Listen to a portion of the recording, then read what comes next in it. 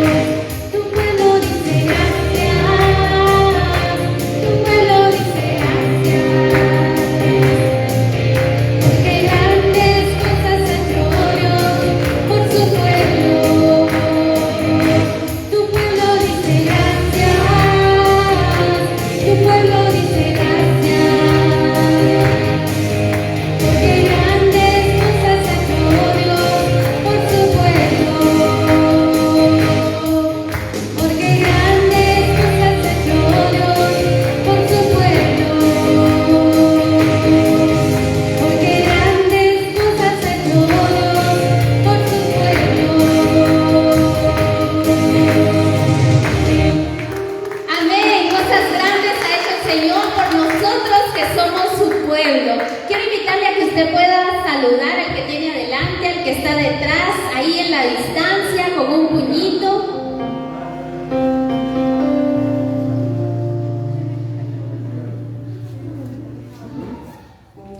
Damos la bienvenida al abuelito de Gerson. Que el Señor bendiga al hermano Francisco. Él estuvo de cumpleaños esta semana, si ustedes no lo sabían, y cumplió 98 años para la gloria del Señor. Y ahí está, el Señor ha sido bueno con él y le damos gracias al Señor por la vida del abuelito también. Gracias al Señor por su vida también, que usted hoy está aquí, que aunque no hayamos cumplido años esta semana, estamos con la bendición del Señor. Y es de gran gozo, es de alegría el poder reunirnos y el poder gozarnos en la presencia del Señor. Él nos ha hecho libres y por esa libertad que Él nos ha dado en la cruz del Calvario, hoy podemos ser sanos, hoy podemos tener libertad financiera, hoy podemos tener libertad emocional, física y espiritual. Para el Señor no hay nada imposible. Damos las gracias al Señor por haber enviado a su único Hijo y que se haya sacrificado por nosotros en esa cruz y ser inmolado por nuestros pecados. Cantemos. Libre, yo soy libre. Las cadenas del pecado han sido rotas. Libre, yo soy libre. Para cantar, para gozar. Dígaselo una vez más al Señor en esta mañana. Libre, yo soy libre. Las cadenas del pecado han sido rotas. Libre, yo soy libre. Para cantar, para danzar, para gozar. ¿Cuántos libres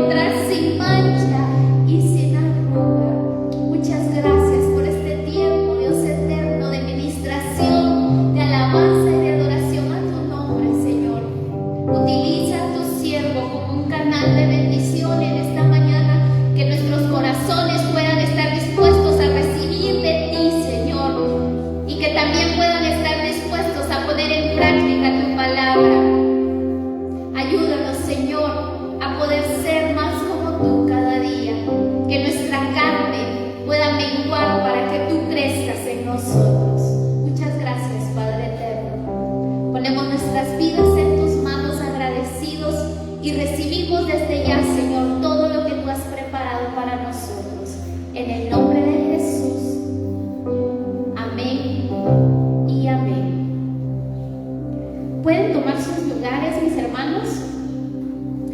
Y en ese mismo sentir voy a dejar el tiempo a nuestro pastor.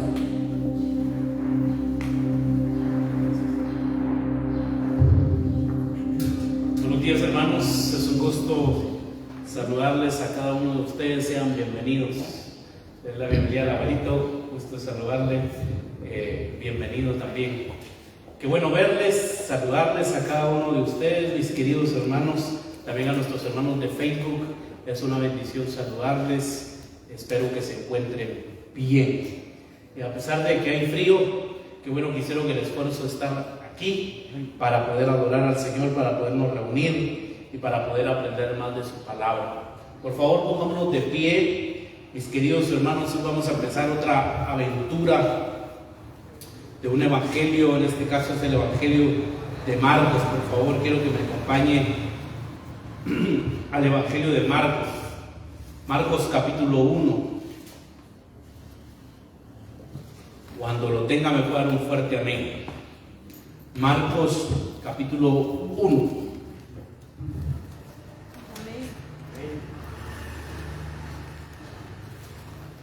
Amén.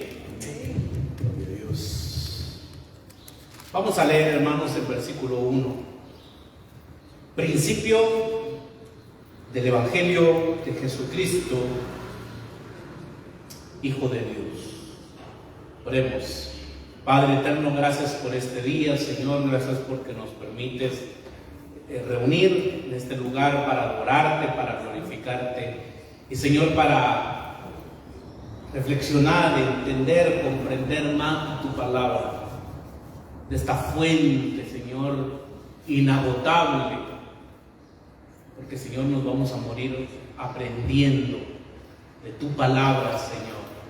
Gracias porque eres bueno, porque eres maravilloso, incomparable. Danos sabiduría, Señor, entendimiento, y ayúdanos, Señor, a ser obedientes. En el nombre de Jesús, amén y amén. Pueden tomar sus lugares, mis queridos hermanos.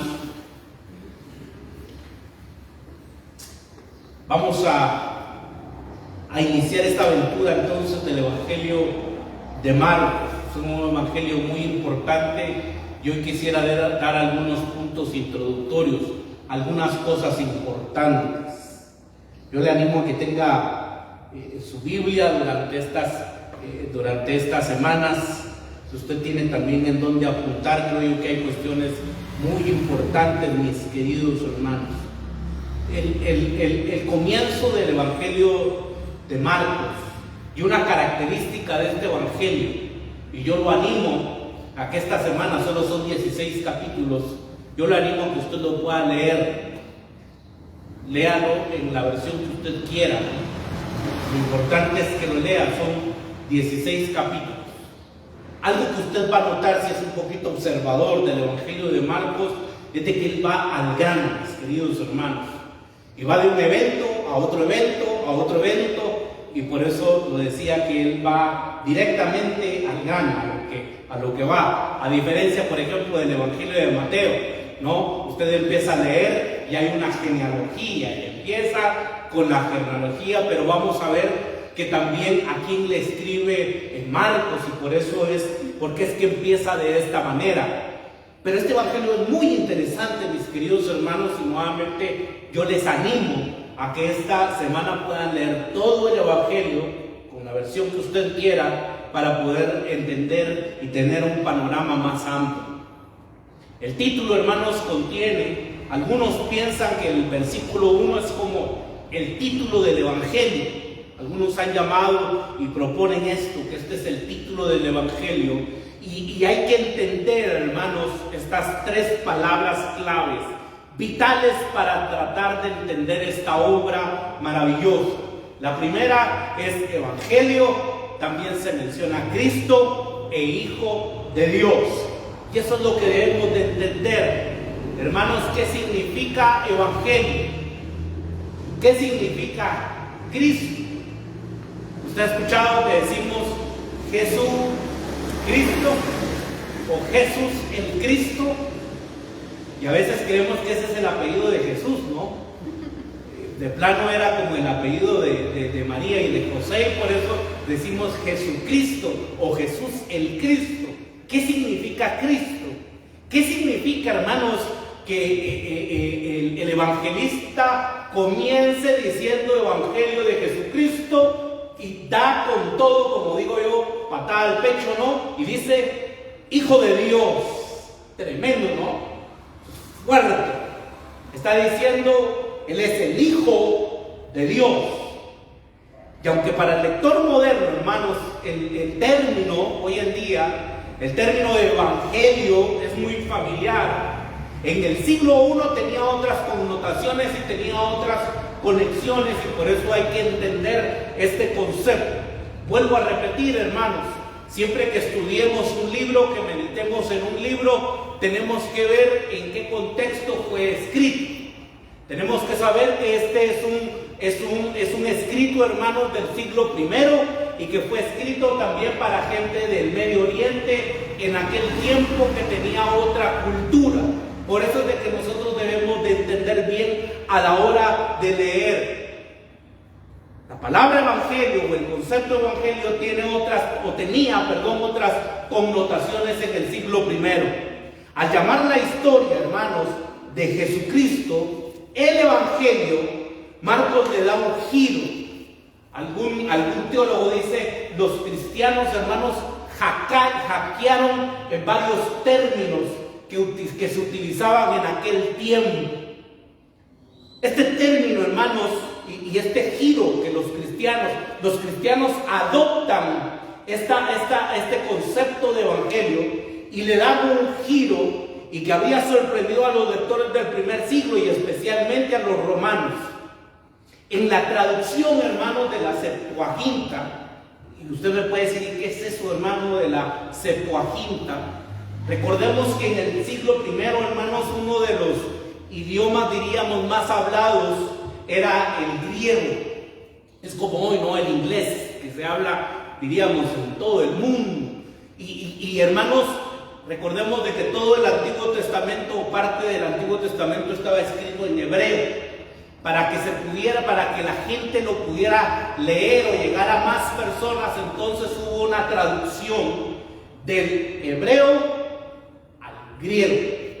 Hay un mito ahí que se dice que fueron 70 los que hicieron esta traducción, vuelvo a repetir, del hebreo al griego, y ese se lo conoce como la Septuaginta del Antiguo Testamento. Y el verbo, hermanos, que se deriva de este nombre, que es evangelizo, se utilizaba para aludir, escuche esto, porque así era como se utilizaba esta palabra. Se utiliza para aludir a la proclamación de las nuevas de victoria procedentes en el campo de batalla. Cuando se habla, hermanos, del evangelio, o cuando se traía entonces la palabra evangelio, lo que quiere decir entonces es de que se había ganado una batalla. Estamos aquí, hermanos. Si había ganado entonces una batalla, se traía el evangelio. ¿Por qué se traía el evangelio? Porque se traía una buena noticia. En este caso, mis queridos hermanos, la buena noticia es que se había ganado una batalla. Por eso es de que se trae la buena noticia, se traía el evangelio. No obstante, hermanos, que la mayoría de los habitantes del Imperio Romano habían relacionado este término también con el culto al emperador. El emperador, hermanos, en el siglo I era visto también como un dios, que inclusive se le rendía culto. Y el evangelio también estaba relacionado con el emperador. Las personas le daban culto al emperador. Y en los anuncios, hermanos, de acontecimientos como el nacimiento, por ejemplo, de un heredero imperial, su mayoría de edad y su llegada al trono representaban buenas noticias, o como diríamos, representaban evangelios. Nació el heredero, por ejemplo, ¿no? Nació el heredero del rey. Esa era una buena noticia. El hijo, el heredero, ya cumplió la mayoría de edad.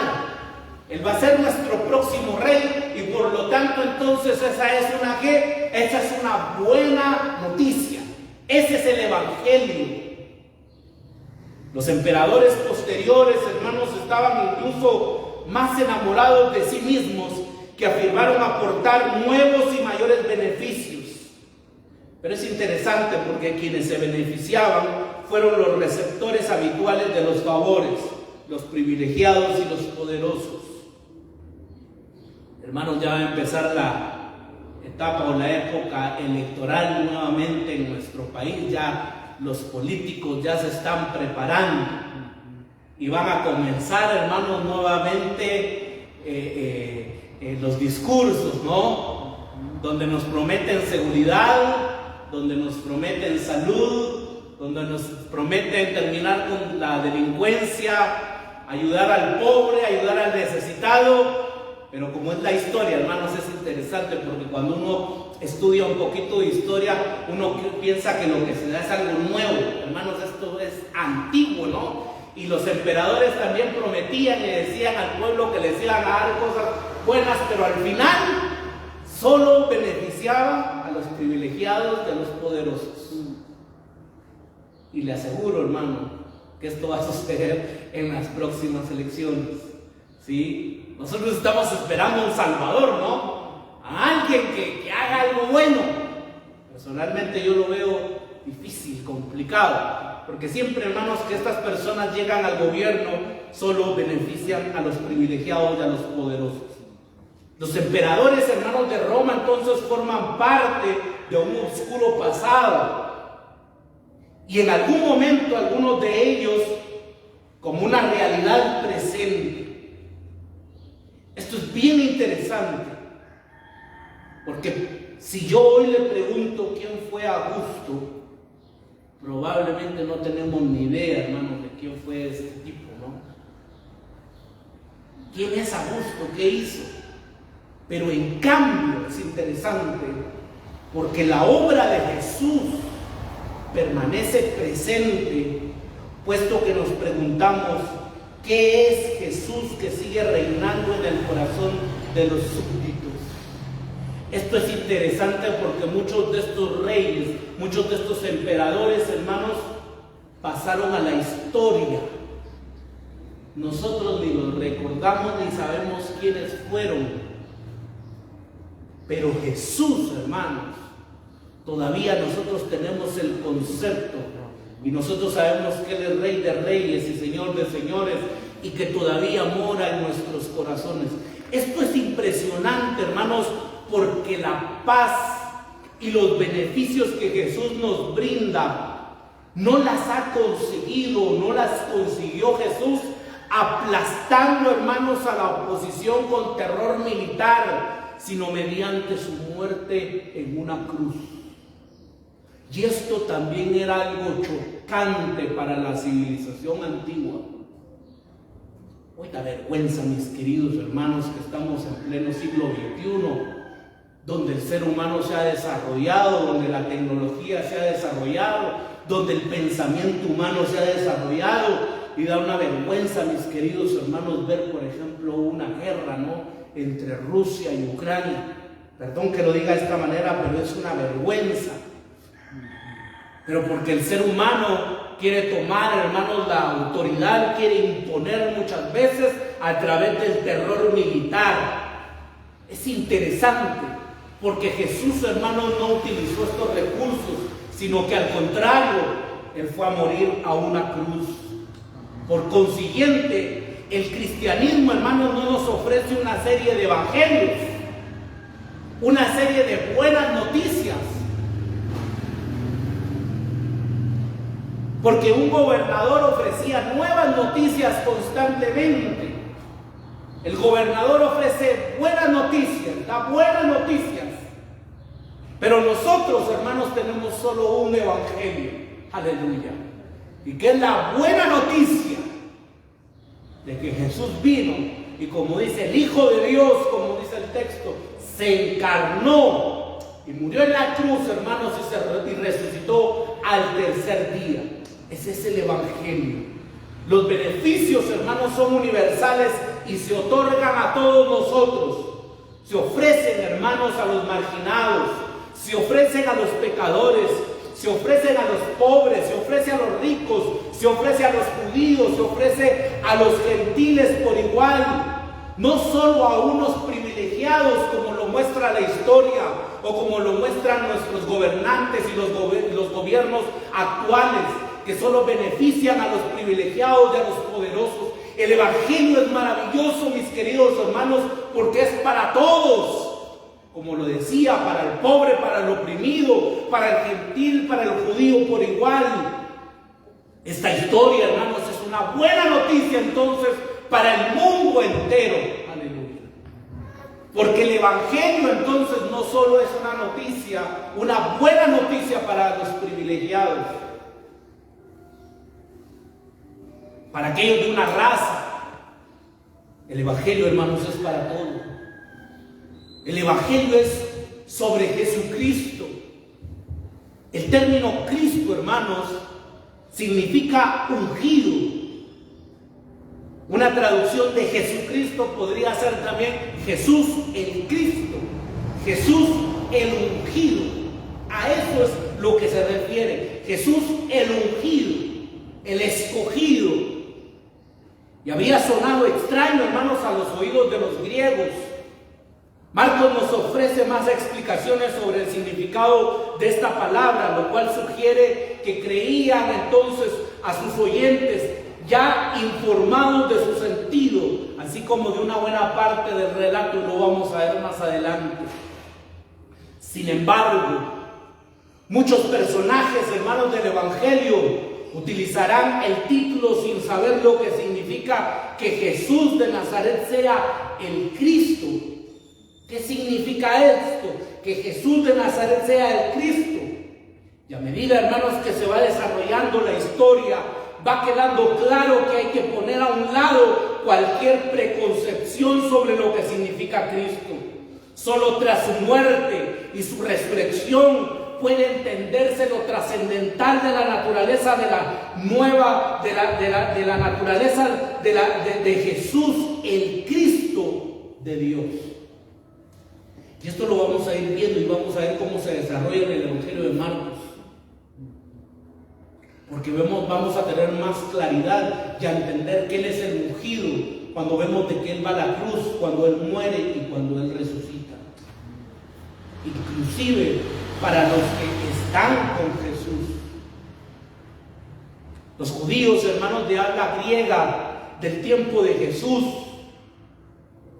que hablan de Cristo, y Cristo es igual también a Mesías. Era un título que hacía referencia a un ungido. Escuchen esto: a un ungido por Dios que llevaba a cabo tareas específicas relacionadas, hermanos, con la liberación de su pueblo. Ojo a esto, mis queridos hermanos. Cuando el pueblo judío estaba esperando a un ungido, cuando estaba esperando al Cristo, ellos tenían en mente la liberación de Israel. Recuerden que ellos estaban oprimidos por el imperio romano. Quiere decir que ellos estaban esperando al ungido, al que utilizara la fuerza militar, al que derrotara, hermanos, al imperio romano. Eso era lo que estaban esperando entonces el pueblo judío. A un libertador, a alguien que los liberara de la opresión. Este término, hermanos, evoca, posiblemente una constelación de esperanzas para distintos sectores del pueblo. Va a haber un ungido, un escogido, alguien que nos va a liberar. Nosotros, hermanos, estamos esperando a un escogido, ¿no? En el gobierno. Alguien que ayude al pobre, al necesitado. Y es interesante porque este era el concepto de los judíos. Entre el resto, hermanos, hermanos, había un acuerdo general en el sentido, escuchen esto, de que el Mesías sería una especie de Moisés.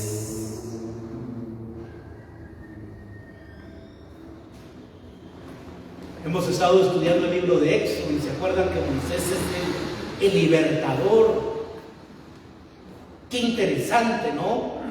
Ellos pensaban entonces en un ungido, pensaban en Moisés. Y pensaban en Moisés porque él fue el libertador, el que Dios usó para sacarlos de la opresión de Egipto. Cuando pensaban entonces en Cristo, o cuando pensaban en el ungido, pensaban en alguien, en un líder como Moisés, en alguien que los iba a liberar. Moisés libera a la nación de Israel, establecería su trono en Jerusalén como David, aplastaría a quienes hacían sufrir al pueblo como los salvadores de la antigüedad y gobernaría con justicia, restaurando las pérdidas fortunas de la nación. Evidentemente, hermanos, proclamar que alguien había sido crucificado, escuchen esto, proclamar que alguien había sido crucificado, era el Cristo, debió de crear, hermanos, un cortocircuito en la mente de los primeros cristianos, como para los judíos de aquel tiempo a quienes intentaban convencer. ¿Cómo es posible que a nuestro libertador, que al ungido, aquel que iba a venir como Moisés, ahora fuera crucificado? A los primeros cristianos, vuelvo a repetirlo, esto causó, hermanos, un cortocircuito en sus cabezas. No lo podían entender cómo era que a su ungido, que a su elegido ahora lo habían crucificado. Jesús, hermanos, no consiguió victorias decisivas, dignas de mención histórica, sino en los evangelios. Ahora las victorias que podemos observar en Jesús son victorias espirituales. Y eso lo vamos a ver cuando estudiemos el evangelio. Un hombre, hermanos, que podía calmar las tempestades, que solo cuando le diera una orden, las tempestades se calmaban.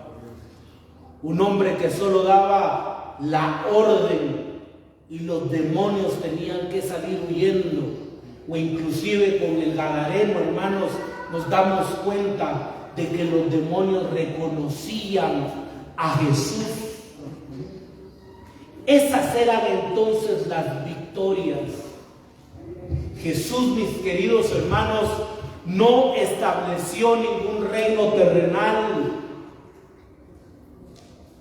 La gente, hermanos, muchas veces quiso escoger a Jesús, lo querían tomar como un líder, pero Jesús dice que se escabullía y se iba porque ese no era su propósito y porque esa no era su misión. Pero es interesante, hermanos, porque Roma seguía gobernando el mundo entonces con mano de hierro. Cuando Marcos escribe su evangelio, la maquinaria romana, hermanos, de guerra estaba a punto de infringir un severo correctivo, y lo había hecho ya la rebeldía de Israel. Habían saqueado a Jerusalén y quemado el templo. Jesús, hermanos, el Mesías, entonces había venido y se había desaparecido. Estamos aquí, hermanos. Y por un momento espero que se ponga usted en los zapatos de los judíos, ¿no? Esperando al ungido, al Mesías. Apareció el Mesías, qué buena noticia. Nos va a liberar. Y de repente muere y se desaparece de escena. ¿Qué pasó? Jesús el Mesías había desaparecido. ¿Se acuerdan, hermanos, de aquellos hombres de Emaús? Estaban tristes. y se les aparece Jesús, ¿no? ¿Y ustedes por qué están tristes? Tú no sabes, le dicen, lo que acaba de suceder, o sea, ¿de dónde viene, verdad? Porque acaba de suceder algo terrible y ellos estaban tristes. Jesús había desaparecido y la edad de oro no había llegado. Era pues fácil para muchos judíos rechazarlo como otro fracaso más. Es cierto, apareció un Jesús que creímos que iba a ser nuestro libertador, pero hoy ya no está en escena, murió. Más absurdo incluso, hermanos, Jesús había sido crucificado como un criminal. Usted se puede imaginar a su libertador estando en la cárcel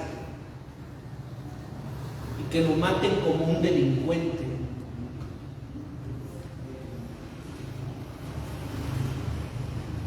Solo a los criminales más terribles, hermanos, los crucificaban.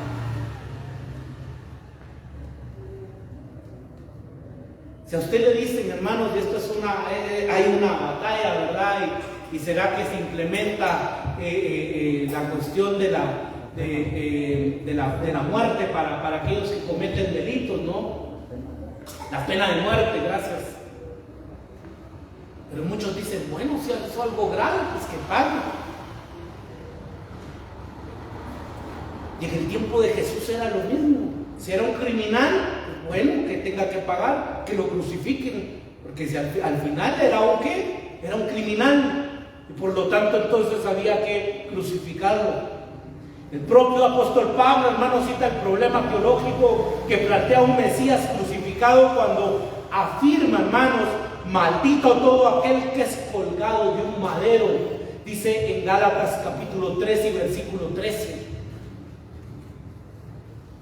Maldito todo aquel que es colgado de un madero. Vamos rápidamente al libro de Deuteronomio. Deuteronomio capítulo 21.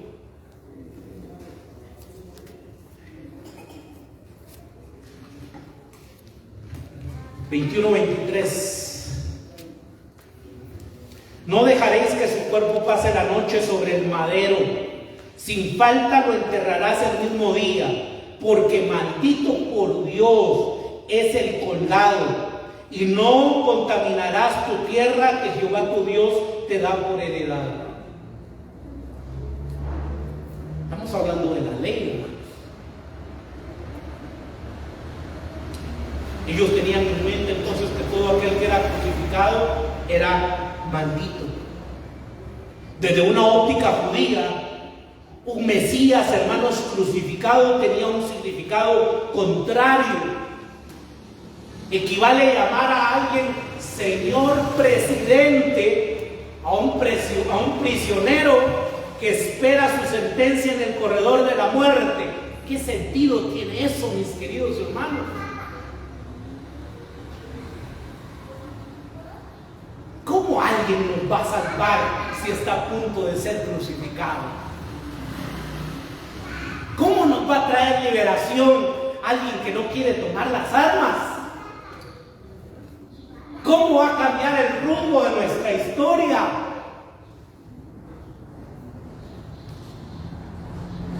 Con esto voy concluyendo en esta mañana, mis queridos hermanos. Marcos confirma. Maravilloso. Regresemos al Evangelio de Marcos. Estamos en Marcos capítulo 1.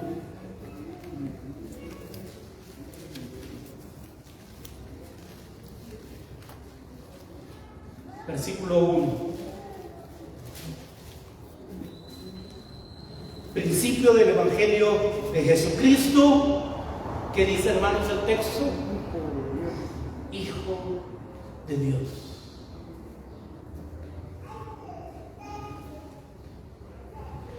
Marcos afirmará que Jesús es el Cristo, el cumplimiento de las esperanzas de Israel, su libertador, quien introdujo el reino de Dios y gobierna triunfante a la diestra de Dios, era y sigue siendo sorprendentemente, sino increíble, hermanos, el Hijo de Dios, dice el texto, Jesucristo, el Hijo de Dios. El evangelio cristiano, hermanos, como dijo Pablo, tropiezo para los judíos y completamente absurdo para los gentiles. Primera de Corintios capítulo 1 y versículo 23. Los gentiles no lo podían entender y tampoco los judíos. Desde un punto de vista pagano puede entenderse como una prueba más de las falsas ilusiones judías.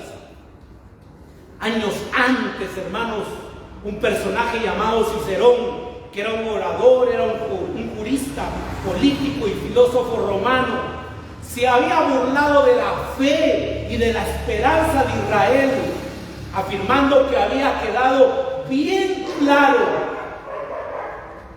hasta qué punto gozaba la nación de la protección de Dios tras ser conquistada, dispersada y hecha esclava. Y este filósofo, hermanos, este jurista les decía, se estaba burlando del pueblo. ¿En dónde está su Dios? Si ustedes son esclavos, han sido dispersos. ¿En dónde está su Dios?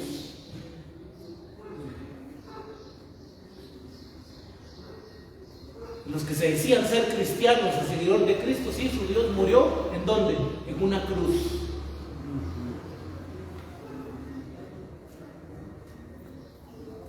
Es que aquí el poderoso es el emperador, el poderoso es el imperio romano, es el que se impone.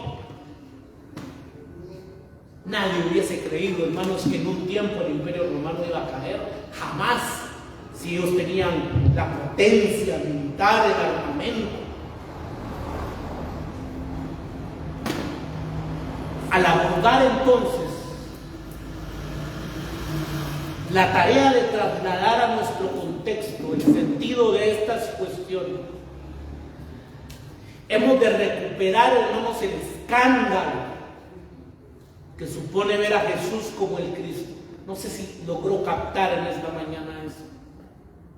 Cuando Marcos inicia y dice Jesucristo o Jesús el Cristo, esto, hermanos, era un escándalo.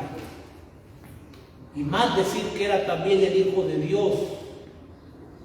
Suponer que era el Cristo, el Hijo de Dios, lo cual le pone en evidencia nuestras falsas esperanzas y expectativas egoístas. Y con esto concluyo, hermanos, y espero que podamos reflexionar. ¿Qué falsas expectativas hemos criado el día de hoy al pensar en el Evangelio? Hay que reflexionar, hermanos, con esta pregunta. ¿Qué falsas expectativas hemos criado el día de hoy? ¿Será que no estamos, hermanos, nosotros como el pueblo de Israel, esperando a un Jesús, perdónenme la comparación, hermanos, pero tipo Batman, Superman, que ustedes quieran?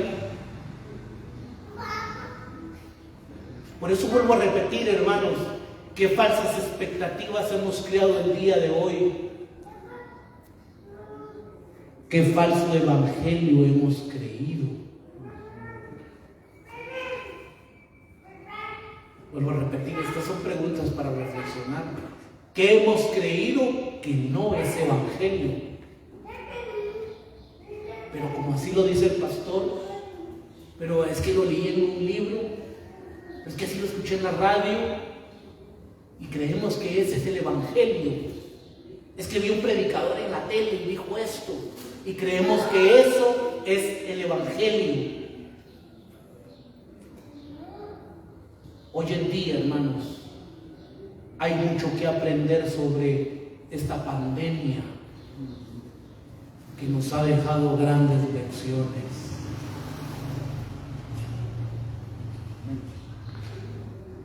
ver qué tan frágil es el ser humano.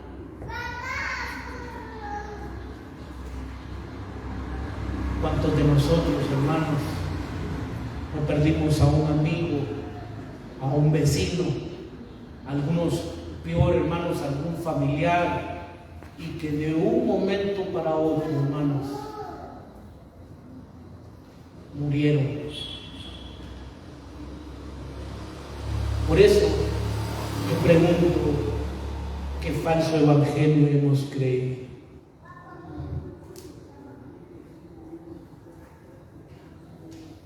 ¿Qué falso evangelio hemos creído? Nos despedimos de nuestros hermanos de Facebook. Que Dios les bendiga, que Dios les guarde, que tengan una excelente semana. Les mandamos un fuerte abrazo, bendiciones.